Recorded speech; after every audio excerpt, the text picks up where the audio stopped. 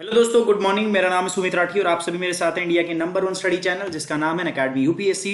दोस्तों, तारीख है 1 अप्रैल, नया महीना स्टार्ट हो गया। दोस्तों, पीछे की बातें छोड़ो, आज से एक नई शुरुआत करो। और यूपीएससी सीएससी 2020 के लिए हमारी ये सीरीज है। बहुत अच्छे अच्छे यार 5 आज मैं बहुत अच्छे क्वेश्चन आपको कराने वाला हूं जो बहुत इंपॉर्टेंट रहेंगे यूपीएससी पॉइंट ऑफ व्यू से, सीएससी जो आपकी सिविल सर्विस एग्जामिनेशन होने वाला है इसके पॉइंट ऑफ व्यू से। सुमित 10 दोस्तों, ये मेरा कोड है, आप सुमित 10 को यूज कर सकते हैं and you will get the 10% instant discount and आपको मौका मिलेगा मेरे साथ अपनी तैयारी को आगे बढ़ाने का। चलिए दोस्तों, आज क्या क्या न्यूज है हम बात कर लेते हैं। सो 2 मार्च से हमारा एक प्रोग्राम स्टार्ट हुआ था, that is UPSC H programme. और यूपीएससी एच प्रोग्राम के अंदर में मैं और मेरी पूरी टीम जो है वो आपके लिए काम कर रही है फॉर डिफरेंट पर्पज से, डिफरेंट सब्जेक्ट्स को लेकर। और हमारा पूरा पर्पज क्या है कि 75 डेज में आपको प्रीलिम्स क्रैक करने के लिए पूरा प्रोग्राम जो है वो दिया जाए। दोस्तों, यहाँ पे अनअकैडमी सब्सक्रिप्शन पर भी मेरी क्लास है। मॉर्निंग में 9 से 10 बजे मेरी क्लास चल रही है, 9 to 10 AM। और ये जो क्लास मेरी हो रही है ये आप ज्वाइन कर सकते हो इंडियन ज्योग्राफी की। और जो जिन बच्चों के पास अनअकैडमी का सब्सक्रिप्शन है वो जाइए इसको एनरोल कर लीजिए। जिनके पास नहीं है वो सुमित 10 रेफरल कोड का इस्तेमाल करके आप अनअकैडमी प्लेटफॉर्म को ज्वाइन कर सकते हैं। दोस्तों, पहला जो सवाल है ना, basically it is from the regional rural bank. RRB अभी रिसेंटली क्या थे, न्यूज में थे। और वो न्यूज में क्यों थे? क्योंकि आरबीआई के लिए एक रिकैपिटलाइजेशन पैकेज जो है वो सेंट्रल गवर्नमेंट ने, आरबीआई ने अभी सैंक्शन किया है, उसी पे है। सो consider the following statement regarding the regional rural bank. RRB के संबंध में कुछ बातें दी गई हैं, आपको विचार करना और बताना है।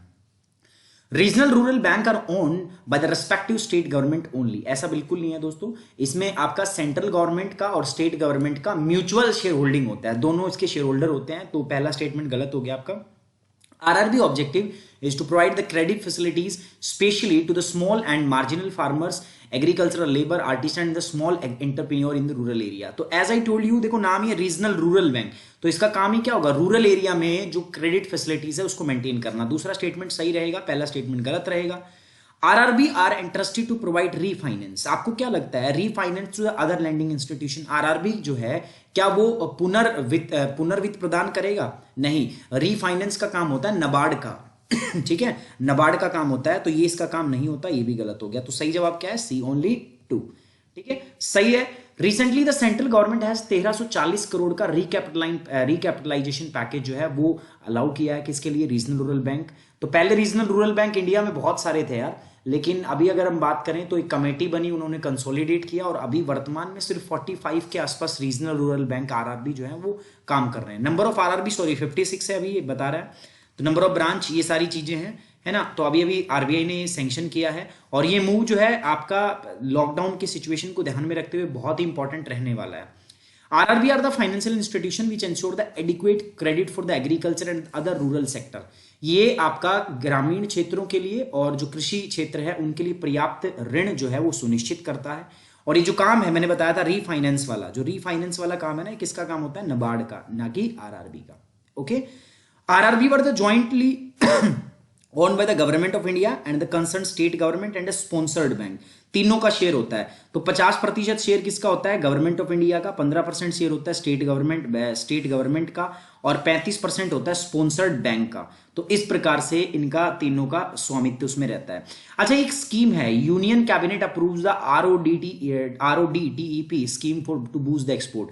मॉर्निंग करंट अफेयर लेक्चर की सीरीज के अंदर हमने किया था, अगर आपको याद हो तो। सो consider the following statement regarding the रेमिशन of the duties and the tax on the exported product, RODTP। सो निर्यात उत्पाद पर शुल्क और कर की छूट के बारे में निम्नलिखित कथनों पर विचार करना है। रेमिशन of the duties and the tax on the exported products, RODTP allows only रेमिशन of the state duties on the export. कह रहा है कि ये जो है ये केवल और केवल आपकी जो स्टेट ड्यूटीज हैं उनको माफ करता है, कि जो राज्य के द्वारा जो कर लगाए जाते हैं, कर्तव्य जो ड्यूटीज लगाई जाती है उनको माफ करता है। तो ऐसा कुछ नहीं है, तो फर्स्ट स्टेटमेंट गलत है। RODTP जो है has replace the merchandise export from the India scheme, ये बिल्कुल सही बात है। जो हमारी पहली जो स्कीम थी मर्चेंडाइज एक्सपोर्ट फ्रॉम इंडिया, उसको बदल के स्कीम जो है वो लेके आई गई है, जिसका नाम क्या है आपका? रेमिशन of duties and the taxes on the exported products. ठीक है, तो सेकंड स्टेटमेंट सही है, बाकी फर्स्ट स्टेटमेंट क्या गलत है दोस्तों। तो सेकंड स्टेटमेंट डी सही जवाब हो गया इसका। Union cabinet has give its approval for the continuation of the rebate of state and central tax and levies ROSCTIL from 1st of April 2020। onward until it merged with the remission of duties and taxes on the export products RODTP। ठीक है ये चलिए आगे बढ़ते हैं। तो रेमिशन of the duties and the taxes on the exported products RODTP government ने इसको अप्रूव कर दिया है ना। तो इससे क्या होगा, हमारे जो एक्सपोर्ट है, अब जो भारत सरकार के द्वारा जो ड्यूटीज लगाई जाती है ना, उनका रेमिशन मतलब छूट दे दी गई है। तो अब एक्सपोर्टेड आइटम जो होंगे उन पर जो भारत सरकार के द्वारा जो टैक्स और ड्यूटीज लगाई जाती थी वो हटा दी जाएगी। तो वो एक्सपोर्ट अब कॉम्पिटिटिव हो जाएगा, सस्ता हो जाएगा, और इंटरनेशनल मार्केट में सस्ता रहेगा तो उसकी डिमांड बढ़ जाएगी, है ना। अब क्या है, scheme to refund taxes which are not previously reimbursed. कुछ सारे ऐसे टैक्स थे जो पहले रीइंबर्स नहीं होते थे। कौन कौन से रीइंबर्स नहीं होते थे? जैसे इलेक्ट्रिसिटी पे जो चार्ज है वही रीइंबर्स नहीं होता था। जो वैट चार्ज किया जाता है स्टेट के द्वारा fuel in transportation, captive power generation, farm sector etcetera, mandi tax, stamp duty and the export document, CGST and the compensation tax on the coal in electricity production, central excise duty for the fuel used in transformation, CGST and other taxes duties levied which are not reimbursed। ये सारी चीजें जो हैं अब reimburse कर दी जाएगी दोबारा से। RODTP is a scheme for the exporter to reimburse tax and duties paid by them such as value added tax, जो वैट वो देते थे कोल सेस पर, मंडीज। सेस क्या होता है दोस्तों? टैक्स ऑन टैक्स, ठीक है, उसको हम बोलते हैं सेस। तो ये सारी चीजें RODTP के अंदर में आपका कवर होगी। So RODTP replace the merchandise export scheme, as I told you. MES जो है मर्चेंडाइज एक्सपोर्ट स्कीम को ये क्या कर रहा है दोस्तों, आपका रिप्लेस कर रहा है। अगली बात करते हैं पीटलैंड। पीटलैंड क्या होती है?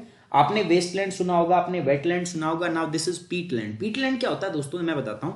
ये उसी तरीके की सिचुएशन होती है, वाटर लॉक्ड एरिया होता है, पानी भरा है, देखो देख रहे हो आप, और इस पानी के भराव में क्या होता है ना, बहुत सारे आपके जो ऑर्गेनिक जो चीजें होती हैं, लाइक आपका वाटर लॉक सिचुएशन में वो क्या होती है, पैक्ड रहती हैं। तो एक इंपॉर्टेंट कार्बन सिंक है, कार्बन का इंपॉर्टेंट ये सोर्स रहता है, और भी बहुत सारी चीजें इसके अंदर रहती है। तो this is an important source of carbon mitigation. So Peatland के बारे में एक इंपॉर्टेंट बात करते हैं, क्योंकि रिसेंटली अभी ये इशू था जो इंटरनेशनल कंसर्न में था। सो क्या था पूरा मुद्दा, वो एक बार डिस्कस करते हैं। So consider the following statement regarding the peatlands. Peatland के बारे में कुछ स्टेटमेंट दी गई है, you have to consider this statement and give the correct answer. Peatlands are formed due to the accumulation of the partially decomposed plant remains over thousands of the years under the condition of the water logging। समझ में आई बात आपको? जो decomposed plant है, जब वो 1000 of year आपका water log condition के अंदर रहता है, तो उस सिचुएशन को हम क्या बोलते हैं? That is known as the peatland, है ना। तो पीटलैंड का गठन आंशिक रूप से विघटित होने के कारण, जो जल जमाव की स्थिति के तहत हजारों वर्षों से जो बना हुआ है, सिचुएशन बनी हुई है, उसके कारण होता है। So peatland covers the maximum part of the earth surface. पृथ्वी के अधिकांश भाग पर पीटलैंड जो है वो फैला हुआ है। Beside climate mitigation, peatlands are important for the archaeology. अब एक बात बताओ, अगर ह्यूमन या कोई भी प्लांट है, अगर उसका पार्शियल डिकम्पोज पार्ट इसके अंदर पड़ा हुआ है हजारों सालों से, so it is an important archaeological site also, है ना। तो यहां पर आर्कियोलॉजी के लिए भी बहुत इंपॉर्टेंट है, as they maintains the pollen seed and the human remains for a long time in their acidic and the water log conditions. जलवायु समन के अलावा पीटलैंड पुरातत्व के लिए भी महत्वपूर्ण है, क्योंकि वे अपने अम्लीय और जल प्रवेश की स्थिति में लंबे समय तक जो पराग बीज और मानव अवशेष हैं उसको बनाए रखते हैं। So which of the about statement is और आर करेक्ट? कौन सी स्टेटमेंट करेक्ट है? तो बता देता हूं आपको। देखो, दूसरी स्टेटमेंट में तो दम है ही नहीं। क्यों नहीं है? बिकॉज ये बोल रहा है कि मैक्सिमम एरिया ये कवर करता है। ऐसा कुछ नहीं, मैक्सिमम एरिया नहीं। जो पीटलैंड्स होते हैं ना, they cover only 3% of the earth area.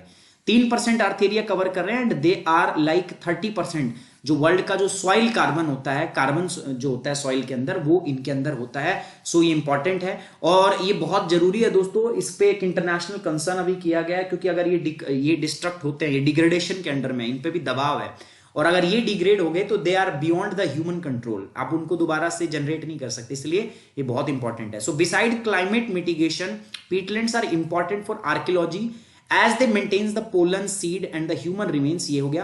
तो पहला अगर मैं देखूं, फर्स्ट भी सही है और दूसरा तीसरा भी सही है, तो फर्स्ट एंड थर्ड दोनों सही है। CD is the correct answer. Okay. Peatlands which plays a crucial role in regulating the global climate by acting as a carbon sink।